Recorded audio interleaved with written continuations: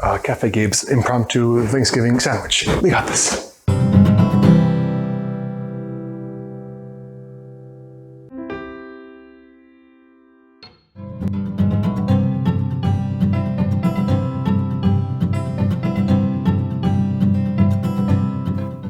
Voiceover time. Okay, 425 on the oven to roast that sweet potato when the time comes. We're going to start with a cup of water. I'm doing a half cup of sugar for our cranberry sauce because we don't want it too sweet, or I don't like it too sweet, but actually foreshadowing, that'll be a mistake in the end. I'm going to go ahead and throw in the entire bag of cranberries. That's about 12 ounces. You're going to want to be sure to use a wide enough pan to make it one-ish even level, and just get ready for it to start boiling, bubbling. Look at that stuff. It's so good. It's only going to take about 10 minutes, and you're going to hear them popping. But first, sweet potato. Get that fork and start stabbing down, up and down, all around with a little bit of whippity-wop olive oil. A small little pour, because I want to make a huge mess, and just cover it from stem to stem, root to root. That's a good question. We're good to go. Looks nice, oiled, ready to roast. Boom. The cranberry sauce is looking good. We're going to throw in a splash of orange juice just about 5 or 6 minutes in. It's going to cool off and then heat back up again just to give it a little tanginess. I'm going to pour this into a plastic container. We want it to cool completely to room temperature or room temperature-ish. That is the best way we'll know that it is nice and mildly solidified, more of a jelly sauce than a liquid. Our potato is looking good. That was in the oven for about 45 minutes, nice and roasted. Plop that bad boy into a bowl, tear off those ends, and they're so gosh darn hot, but we're tearing them off. Getting a nice sharp fork, there she is, and then start mashing very carefully, burning the crap out of your fingertips. It's okay. Again, going back to the orange juice, just a splash, just a whoop. Yes, enough to kind of get it a little soft, a little more liquidy, and then you know what? A good solid mix. Following that up with some cinnamon. Just a couple dashes there, mixing it in as well. We're going to have a heck of a casserole going here.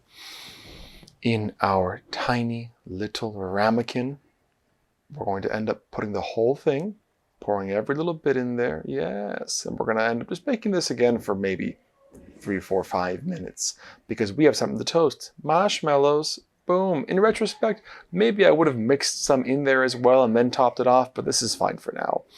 I've got one even layer right there, putting it in the oven on the top rack as close to the burner as I can, just to be sure we toast that as reasonably fast as possible. Well, now we need the bread for our sandwich. I've got my Hawaiian Rolls right here.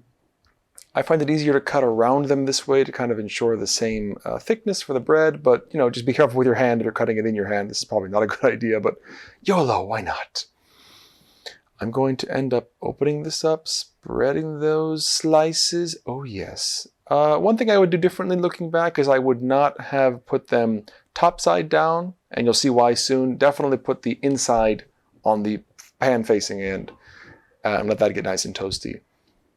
Let's go ahead and pull out our sweet potatoes. How do they look? How are the marshmallows? Very carefully, everything is hot. I'm not being very safe this Thanksgiving, but look at that crown of crispiness. Oh yes, just what we wanted.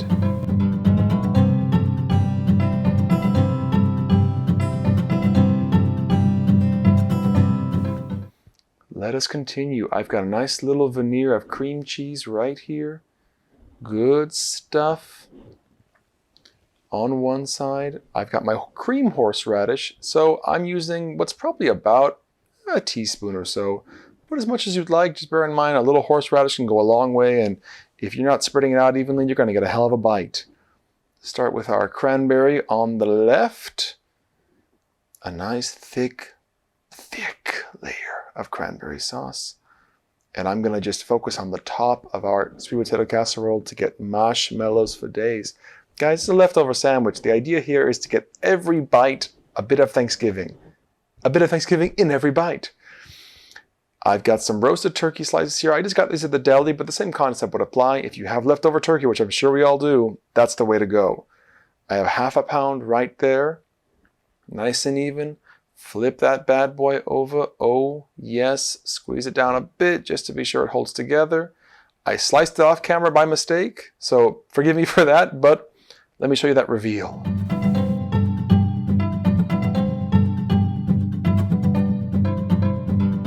All right, guys, taste test. We put this together so nice and fast. I'm giving so much thanks for this improvised nonsense, but let's give it a shot.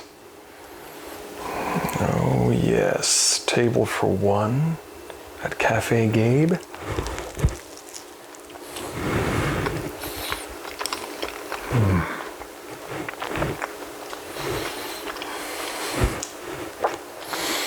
If we had done a hair more of horseradish, this would be difficult. Otherwise, that is really good. Maybe the only thing I would change is I would actually add a little more sugar to the cranberry sauce, make it a little sweeter, so that the sweet and the spice kind of balance off better. But don't get me wrong, I'm gonna eat this whole damn thing.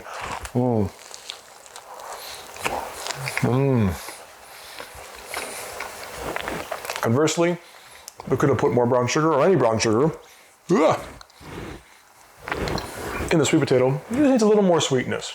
You know, Thanksgiving is about good protein, some nice saltier dishes, your green bean casseroles, your baked potatoes, mashed potatoes, stuffing, but the sweetness, the cranberry sauce, sweet potato casserole, the honey, what do you call them, Hawaiian Rolls? Guys, but hey, if you have leftovers and you have the time, this is you know what? Don't skip the horseradish. We're gonna go ahead and finish this off. Oh yes.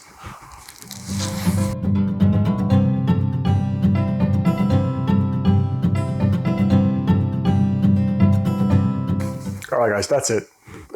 Impromptu spicy Thanksgiving sandwich a la Café Gabe. The sounds not good.